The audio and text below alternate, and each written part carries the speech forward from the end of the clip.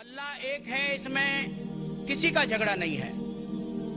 اس کی عبادت کرنی چاہیے، اس میں کسی کا جھگڑا نہیں ہے.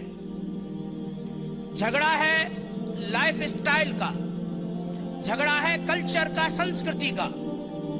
اور ہر مذہب اپنی سنسکرتی کو اللہ سے جوڑتا ہے کہ اللہ یہ کہہ رہا ہے. کیا اللہ ٹائم پر نئی نئی باتیں کہتا ہے، یا پرانے ٹائم میں جو کچھ کہہ دیا گیا ہے وہی سچ ہے، یا آگے فیوچر میں کچھ اور نئی باتیں بھی کہے گا؟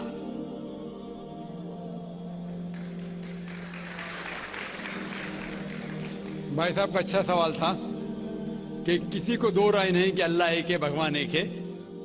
سب مانتے کیسے اسی کی عبادت کرنا چاہیے، لیکن ہر مذہب اپنی کلچر، اپنی سنسکرتی کو دیکھ کے سٹائل بدلتا ہے.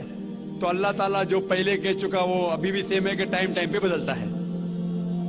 بھائی صاحب کا سوال اچھا ہے، لیکن یہ کہنا چاہتا ہوں جواب دینے کے پہلے. ان بھائی صاحب نے کہا کہ سب مانتے ہیں کہ اللہ ایک ہے.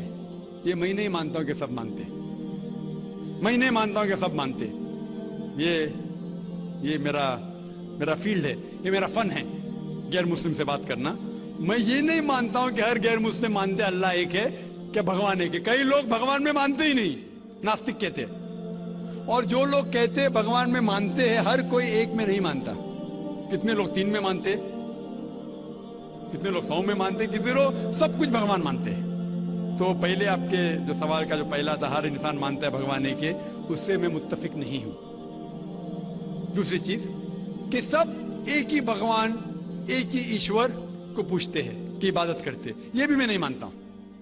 یہ بات ہے کہ اکثر لوگ مانتے کہ بھگوان ایک ہے، یہاں تک کہ تو صحیح ہے، اکثر، سب نے اکثر. لیکن ایک ہی بھگوان کو پوجتے یہ بالکل غلط ہے. سب لوگ ایک بھگوان کو نہیں پوجتے.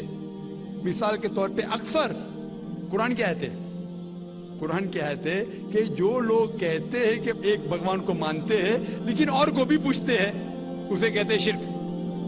آپ پوچھیں گے عام انسان بھگوان ایک ہے، مالک ایک ہے بولیں گے، لیکن جا رہے پوج رہے، بدھ کو پوج رہے، کبھی اس کو پوچھتے کبھی اس کو پوچھتے.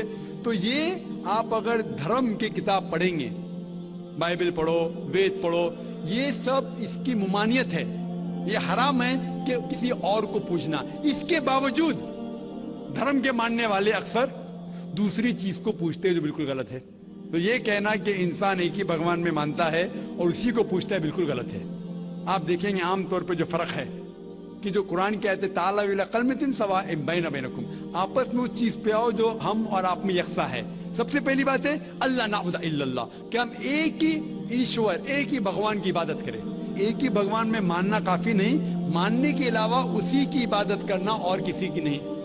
آپ کا اہم سوال کہ ہر مذہب ایک ہی بھگوان کہتا ہے، یہ بالکل صحیح ہے. ایک ہی بھگوان کی عبادت کہنا کہ بالکل صحیح ہے، لیکن اپنے تہذیب کے حساب سے بدلتے رہتا ہے، یہ کہنا غلط ہے. اور اللہ تعالیٰ کتنے بار بدلتا ہے؟ یہ کہہ سکتے ہیں کہ ٹائم جانے کی وجہ سے کتابیں بدلتی گئی.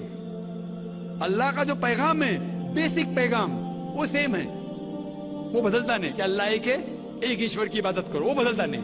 اس کے کچھ چیزیں، اوپری چیزیں شاید بدلے.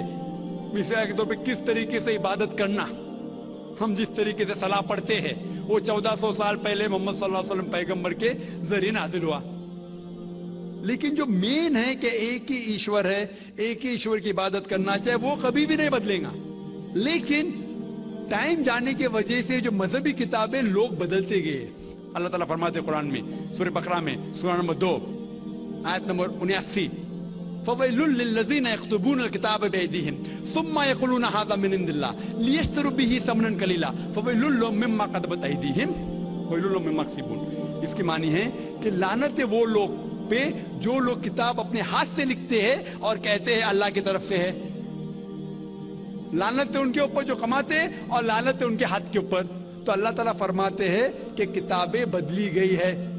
تو جتنے مذہبی کتابیں ہیں آج کی تاریخ میں، ساری قرآن مجید کو چھوڑ کے، ولیم مور ایک کرٹک ہے، اسلام کے خلاف کتاب لکھتا ہے، بہت شدت سے اسلام کے خلاف ہے.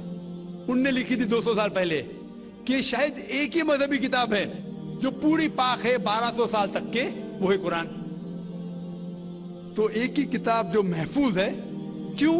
اللہ سبحانہ و تعالی کہتے ہیں قرآن میں سورہ ہجر میں سورہ نمبر 15 آیت نمبر 9 میں کہ میں نے قرآن نازل کیا ہے اور میں اس کی حفاظت کروں گا.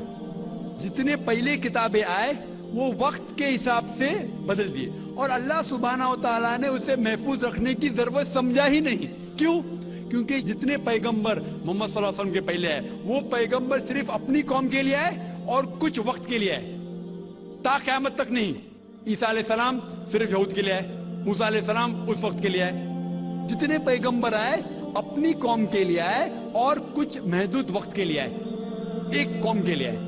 لیکن محمد صلی اللہ علیہ وسلم آخری پیغمبر صرف مسلم یا صرف عربوں کے لیے نہیں آئے, ساری انسانیت کے لیے آئے. اور جو کلام ان کے ذریعے نازل ہوا اللہ سبحانہ قرآن, وہ صرف مسلم کے لیے نہیں اور صرف اس وقت کے لیے, وہ ساری انسانیت کے لیے اور تا قیامت تک ہے. تو کیونکہ یہ کتاب محفوظ رکھنے والی کتاب ہے, یہ کتاب کبھی نہیں بدلیں گی, یہ آخری ہے.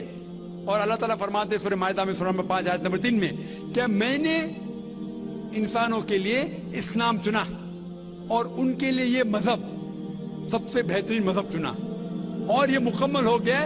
اس کے بعد کچھ چیز نہیں آئیں گی اور کچھ چیز نکالی نہیں جا سکتی. تو پہلے جتنے کتابیں آئے جتنے نازل ہوئے اللہ تعالیٰ کے وہ بدلتے گئے کیونکہ اسے محفوظ رکھنے کی ضرورت تھی نہیں, کیونکہ وہ پیغام پورا مکمل پیغام تا قیامت تک تھا ہی نہیں. لیکن آخری پیغمبر محمد صلی اللہ علیہ وسلم 1400 سال پہلے آئے, ان کا جو پیغام ہے اور جو کتاب نازل کی گئی قرآن وہ تا قیامت تک ہونے والی تھی, اسی لیے اسے محفوظ رکھا گیا ہے. تو اللہ سبحانہ و تعالیٰ نے 1400 سال پہلے سمجھے کہ یہ وقت ہی صحیح ہے کہ انسانیت اس درجے پہ پہنچ گئی کہ وہ قرآن کو سمجھ سکے.